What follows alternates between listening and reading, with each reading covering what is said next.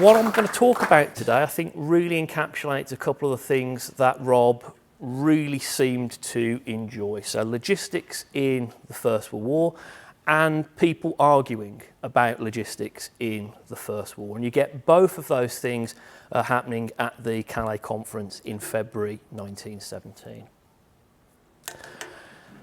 There's another reason why I think it's important to talk about the Calais Conference today as well, even though I'm sure that it's probably an event that many of you, perhaps the vast majority of people in the room, are at least sort of relatively familiar with. So it's an event that it's particularly famous. I guess some would say it's infamous in the history of the First World War for two particular reasons. First of those reasons is to do with the effect of what happened at Calais on civil-military relations at the sort of the very top of the British war effort. So what the British Prime Minister, David Lloyd George, what he did at Calais in terms of sort of undermining the authority of Sir Douglas Haig as the Commander-in-Chief of the British Expeditionary Force, that led both to Haig and to the Chief of the Imperial General Staff, Sir William Robertson, both threatening to resign. And it led to a collapse in trust between the senior political and military figures in charge of the war effort. And that sort of sense of mistrust very much lasted through to the end of the war, and it sort of fostered a really sort of profound dislike that lasted far, far longer than that. And I'll sort of flesh out the implications of that in a moment or two. Second reason why it's such a controversial event revolves around the fact that what Lloyd George tried to do at Calais amounted in very broad terms to sort of conniving with a foreign power to put the largest British military force ever assembled under the command of a foreign general, Robert Nivelle. As Bill Phillips said of the conference, it represented, quote, probably the most unfortunate episode in the history of the coalition. And it was unfortunate because it undoubtedly poisoned relations between the British and the French armies in the short term, and that undoubtedly set back the cause of unified command, which of course only sort of re-emerged towards the end of 1917 in response to things like America's entry into the war, the disaster at Caporetto, and then ultimately in 1918 to the German Spring Offensive. What happened at Calais, though, also had a long-term impact, and I think that's one that's only really been possible to challenge with the increased access to the archives that's come with the passage of time. So before the emergence of the archival records, most notably in the 1960s and afterwards, so things like the notes and the agenda of the conference itself, the diaries, the letters of the people who were there, our understandings of the Calais Conference very much relied fundamentally on material that had been published in the 1920s and the 1930s during the so-called Battle of the Memoirs, which fought out in print between the soldiers and the statesmen who were responsible for prosecuting the war. And what's sort of really important, I think, to bear in mind here is that those memoirs, in the absence of the archival records, very much set the tone. So they marked out the boundaries of discussion of the history of the First World War for the generations of scholars who followed. Those memoirs overwhelmingly focused on the civil-military aspects of the Calais Conference. So, in other words, the logistics got overshadowed. A couple of examples I think will suffice here, but they are very big ones. So in his war memoirs in the 1930s, Lloyd George does acknowledge that questions about transport and coordination had made a conference of the French and British leaders a necessary thing in February 1917. But the account of those discussions that make it to the pages of the war memoirs are very much coloured by his hostility to Douglas Haig, who of course by that point was dead and couldn't respond. Result that we get from this is that the picture that Lloyd George paints of Haig at Calais is of a man who was determined to be obstructive, who was determined to create difficulties and those ultimately led to the failure of Nivelle's offensive in the spring. Well, that is massively unfair on Douglas Haig, and it's not at all an accurate reflection of how the discussion on transport matters actually played out. And I'm going to talk about that later on today. But as I'm sure we all know, until the work of people like John Terraine and John Bourne and Gary Sheffield and Pete Simpkins, it was a depiction of Haig that stuck for a very, very long time. What's perhaps more surprising than Lloyd George's account is Robertson's account. So given that he started the war as the Quartermaster General of the BEF, and he clearly understood the importance of transport and communications and logistics to the conduct of modern warfare, it's remarkable how little attention Robertson paid to the original reason for that conference taking place in his autobiography. So there is just one sentence in From Private to Field Marshal explaining why he and Haig and Lloyd George and the rest of the British contingent and all of the French contingent were at the hotel terminus in Calais in February 1917 in the first place. That reason, which has been very much eclipsed by the sort of far more glamorous, the far more exciting arguments about command and the sort of power struggles that we see between the great and the good, and the less good, depending on what your perspective is, the reason that they were all there was logistics. So all 6 of the agenda items that were tabled in advance of the Calais Conference, you can see them listed up on the screen, they were focused on logistics, on transport, on the very things that Rob was so passionate about. And I'm sure had he been a fly on the wall for that particular conference, he would have been absolutely in his element. It's these subjects that I want to focus on today. I'll do that by, in the first instance, sort of looking at the growth, looking at the development of logistics on the Western Front. So I'm going to briefly sketch out some of the changing relations between the two major powers on the Western Front, so France and Britain, and point to some of the major changes to the BEF's logistics operation as it grows from the 6 divisions of 1914 through to the 60 plus that we have in 1917. Also want to highlight some of the developments and how these developments contributed to the sort of steady erosion of the French railway network over the first half of the war. Just flag up what the state of that network was like in the winter of 1916 to 17, and so sort of just sketch out the conditions that brought the 2 delegations to Calais in February.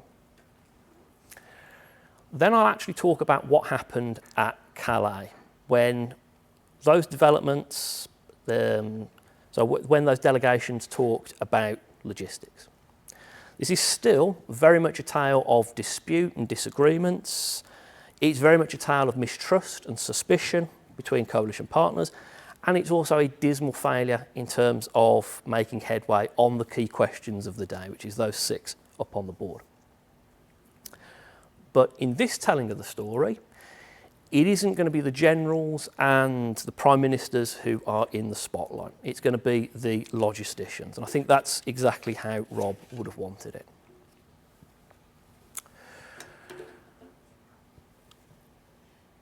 Okay, I'll just quickly start by sort of sketching out the evolution of the relationship between France and Britain in terms of transport management during the war.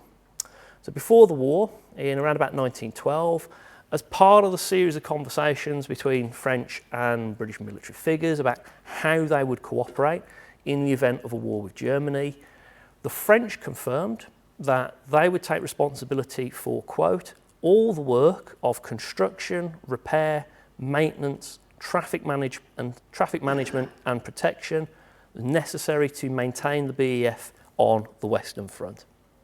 And they would provide all of that support not just while the armies were in France, but also once that combined force of French and British troops had pushed the Germans back beyond the border as well. Not only do those plans not survive contact with the enemy, they don't survive contact with the Allies. So as early as August the 10th, 1914, the British Inspector General of Communications, so this is roughly 2 weeks before the British fire a shot in anger, the British Inspector General of Communications, so the man who was responsible for the movement of goods and supplies along the British lines of communications. He's complaining to Sir Henry Wilson that the French had failed to provide 2,000 out of the 3,000 stevedores that were necessary to unload the ships that were busy sort of sending supplies, pouring goods into the French ports for the use of the BEF. We fast forward a couple of months, Robertson, who's QMG in France at the time, he's complaining that British ammunition trains aren't getting through to the railheads because the French railway authorities were prioritising their own troops, their own trains, their own railheads, and that was jeopardising the defence of Ypres. So what we can see just from these two little examples, and there are hundreds of these in the records, is that even in the very earliest weeks and the first months of the war, the setup that had been agreed in 1912 isn't really working. And the inadequacy of those pre-war arrangements to sort of meet the conditions of the war that had actually broken out in August 1914 basically sets in motion, I think, two distinct but very much interconnected processes. And we can chart these developing all the way up to 1917. One of these, and I talk about this in exhaustive detail in my book, so I'm not going to go through it all today, is that we see a really rapid and a great increase in the number of British figures or British units that are involved in various aspects, various operations of the transport network in France. And there's just a couple of examples that I'll just sort of pick out. So we see the number of British railway transport officers, and these are the people whose job it was to sort of liaise with the French and to coordinate the BES needs for railway transport with those of the French Army and the French state.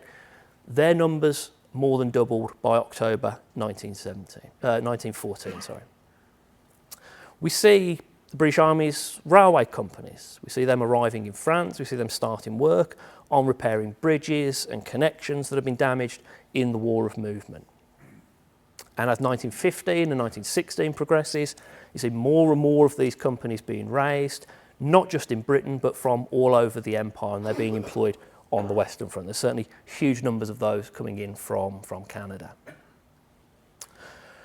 We also see the British taking over more responsibility for running the ports through which the vast majority of the BEF supplies had to pass before they were sent forward to the front line. In 1915, we see them experimenting with using civilian workers from the South Eastern and Chatham Railway Company to try and sort of bring a bit of sort of civilian insight, civilian expertise to operations at the ports. We see the BEF creating an entirely new directorate of inland water transport. So they recognise that there are rivers, there are canals behind the front line that they can take advantage of. They can use these to supply bulks to take some of the burden off the railway network. And finally, in the latter half of 1916, we see the appointment of Sir Eric Geddes as the Director General of Transportation in the BEF. So the man who became responsible for coordinating all of the various modes of transport in operation behind the front line. There's a lot more than this going on, but it doesn't really fit on a slide, and I think it just gives you enough of a sense of the sort of things that are happening over the first half of the war.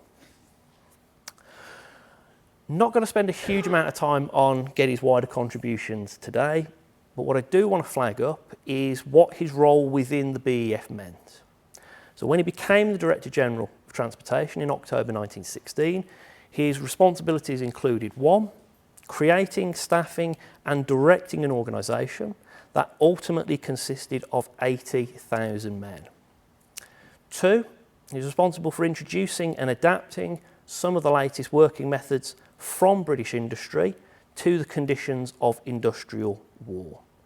And 3, he was responsible for overseeing the delivery to and the deployment in France of vast quantities of British transport resources. So things like locomotives, rolling stock, and hundreds of miles of track.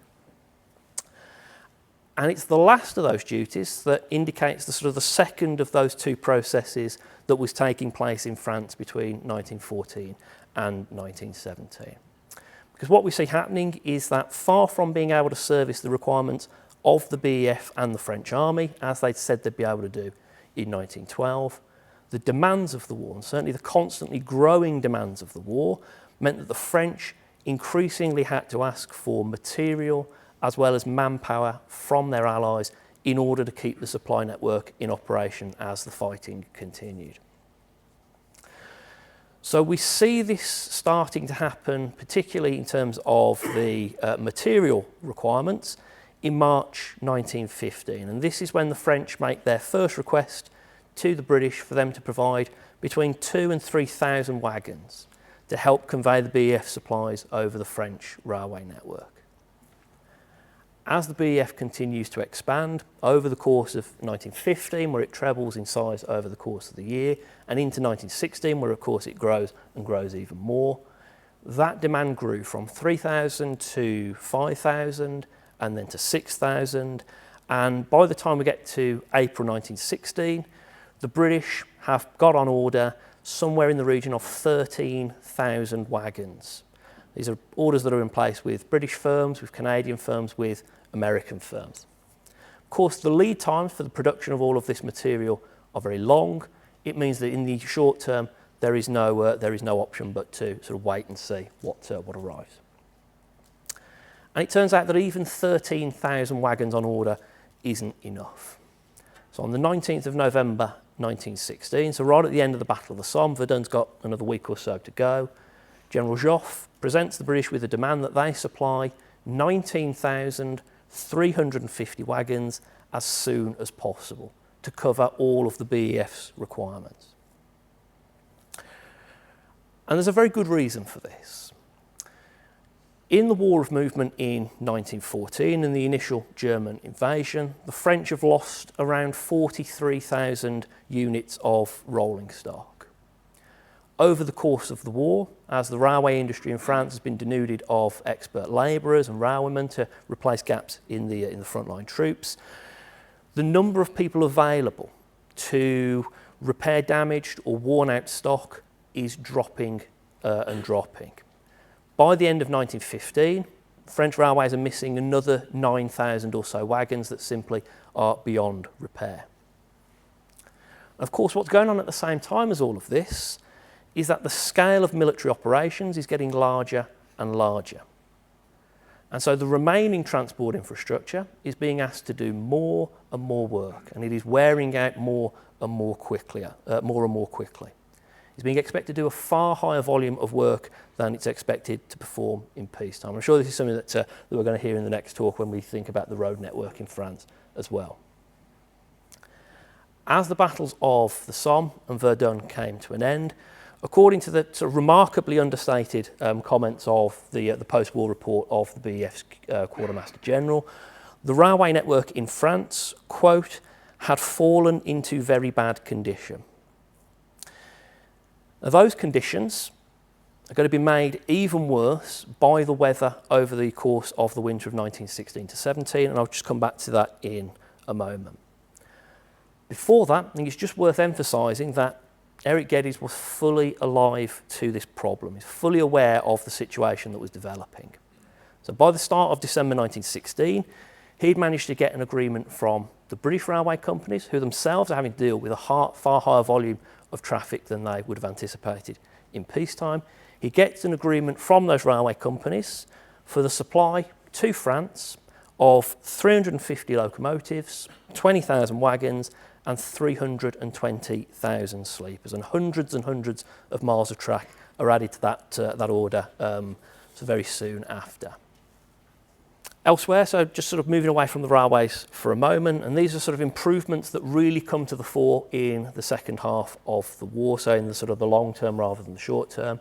What Geddes had done over the course of that winter is set in motion a massive improvement in the facilities that were available for unloading goods at the French ports. So things like floating and onshore cranes, grain elevators, electric power stations, the employment of thousands and thousands of foreign labourers. All of these things work together to sort of speed up the throughput of goods through the ports into France and on to the front line. Elsewhere, He's Director of Roads, Sir Henry Maybury. He's begun the process of ransacking England of equipment and manpower, which vastly increases the BEF's capacity for building and maintaining roads behind the front line. And as anybody who heard Rob talk on the subject will doubtless know, Geddes also put in place the building blocks of the BEF's light railway network, which ultimately covered around about 1,000 miles and would carry in the region of 200,000 tonnes of material every week. So that removes some of the burden from the railway network, even if it does create headaches of its own in terms of its sort of inefficiency as a means of conveyance and its demands for roadstone in particular. What all of this activity demonstrates is that Geddes, and I think the British more widely, at the end of 1916, were keenly aware that there were serious problems on the transport network that both they and the French entirely relied upon. But, and I think this is crucial in terms of really appreciating the context in which the Calais Conference took place, neither the French or the British authorities really trusted one another. Both of them suspected that their partners were seeking to take advantage of the other. So the French by requesting that the British supply far higher quantities of materials than were actually required, the British by demanding far more of the network's capacity for their own traffic than they really needed. Following a meeting in late November 1916, which takes place between Geddes and his sort of French equivalent, the railway engineer Albert Claville, the British military attaché wrote to Lloyd George and told him that the French had shown, quote, a huckstering spirit, and I do not think they had any intention of helping us in any way. Very soon after that, Geddes expresses his doubts to Lloyd George that the French really needed or that they expected to have all of their demands for wagons met in full. So the sense that sort of comes across, reading the letters, reading the correspondence from this period, is that certainly from the British side, is that they sort of perceive the French to be trying it on.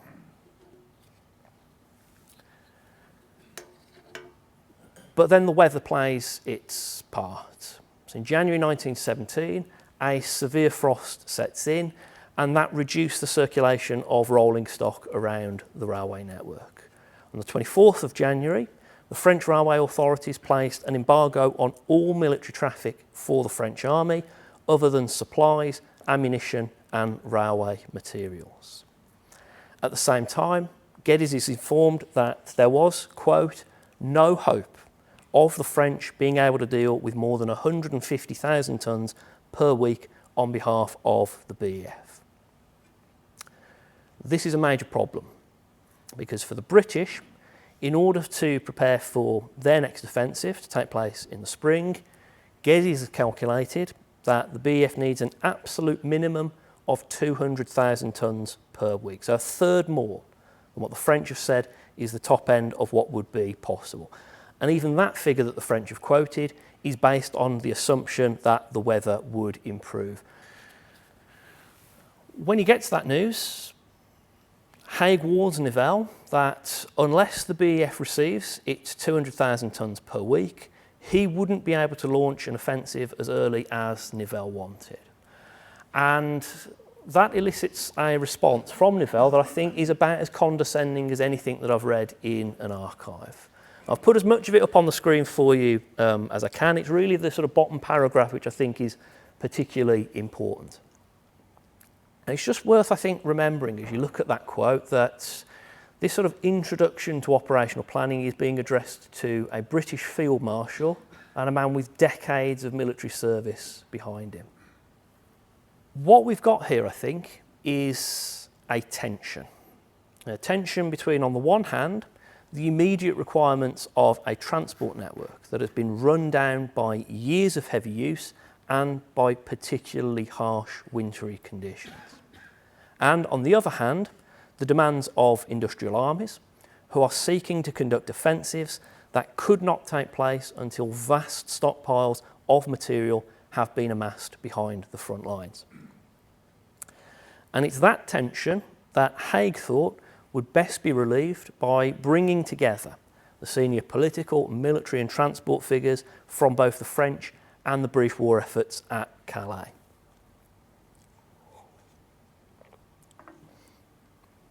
So the disagreements between the political and the military figures, they've been discussed in detail, I think, for years and years and years. But it's the ones featuring the transport experts, they haven't been, even though I think in many ways they were just as heated.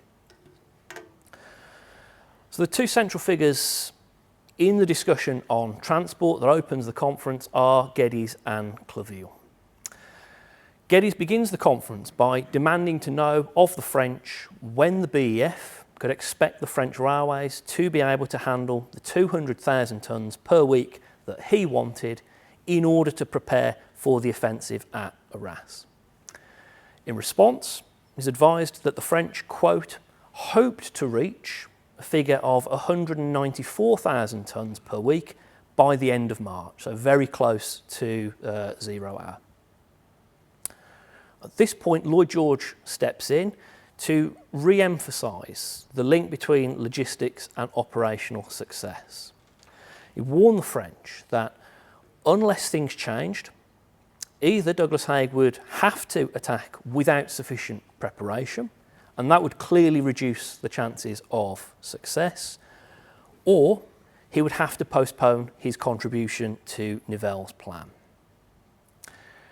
The French don't let that threat just sort of hang in the air. They go on the offensive themselves. So in response to the accusation that they've not provided the British with sufficient transport, Claville argued that the British deliveries of locomotives and rolling stock had fallen behind schedule in the opening couple of months of 1917.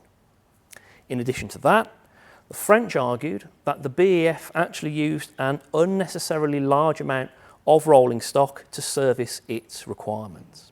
So whereas the French army requisitioned 2,800 wagons per day to service its forces on the Western Front, the British force, which was far smaller than the French army, was demanding 8,000 every day.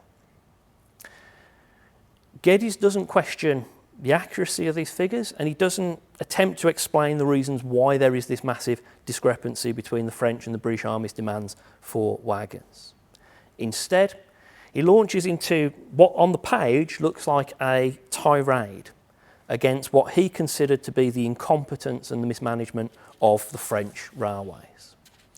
So he complains that the figure of 200,000 tonnes per week that he always keeps coming back to has already been reduced from the 250,000 tonnes that he actually thought was required to fulfil Haig's requirements ahead of what would turn out to be the Battle of Arras.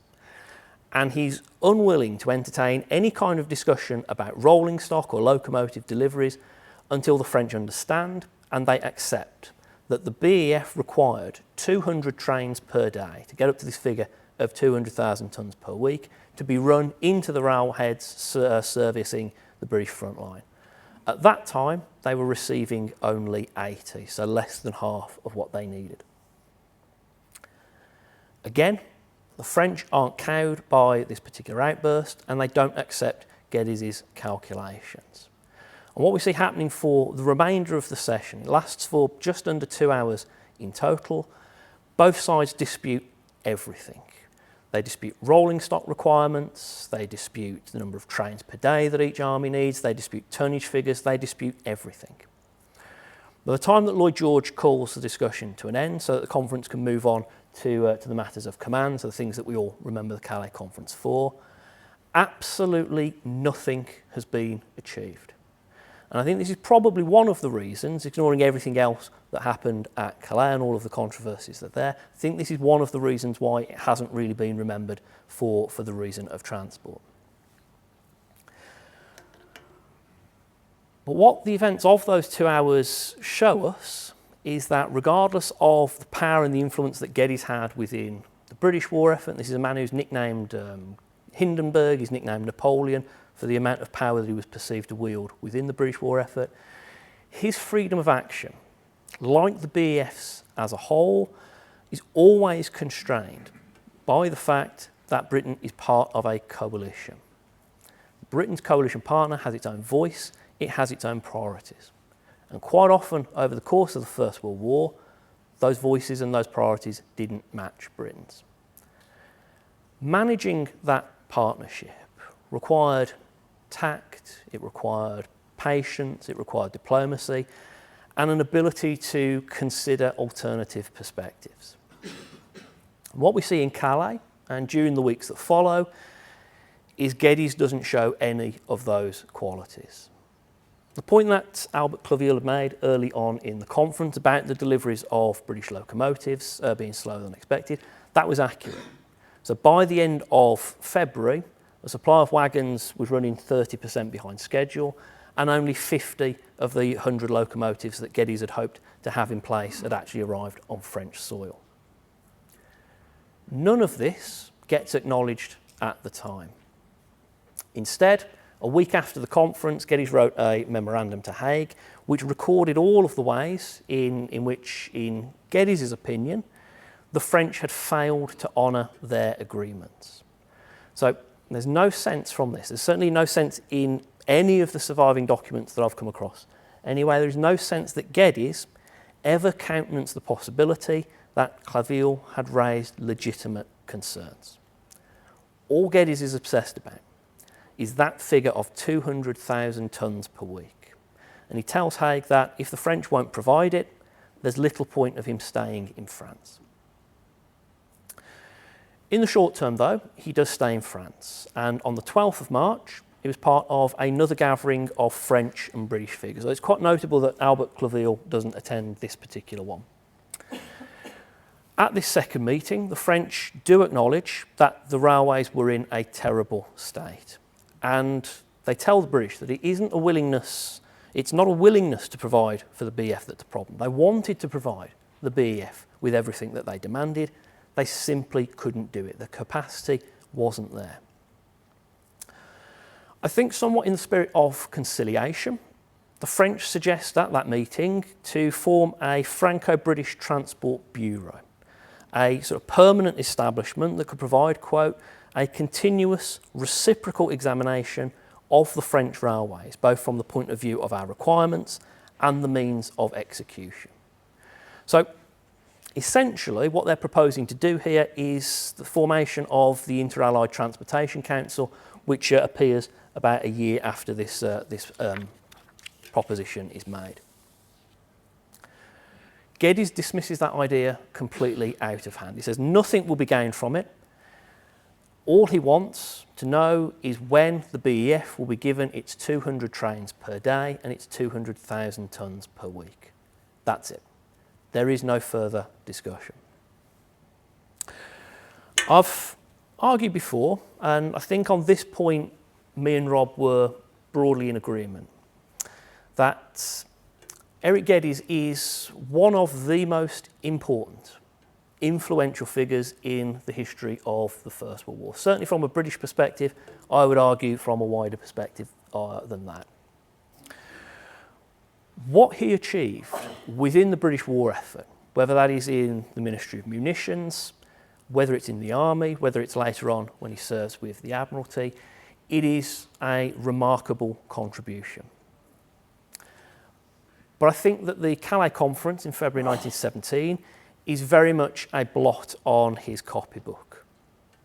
I'm fairly sure, now the records, I can't find anything to corroborate this, I've not found a smoking gun, but I'm fairly sure that his behaviour at Calais and in the month afterwards very much contributed to Lloyd George's decision to move Geddes away from France to take up a post at the Admiralty in May. And not only does this mean that the Admiralty benefits from Geddes' undoubted gifts as an organiser and a manager and a driver and as a man who gets things done, it also means he's kept away from very close dealings with the French, with Claville in particular and with the other French railway authorities, who Geddes believed were, quote, quite hopeless at running their own railways. In fairness, he thought exactly the same thing about the Italians, so it's not just the French that he's got this sort of profound dislike for.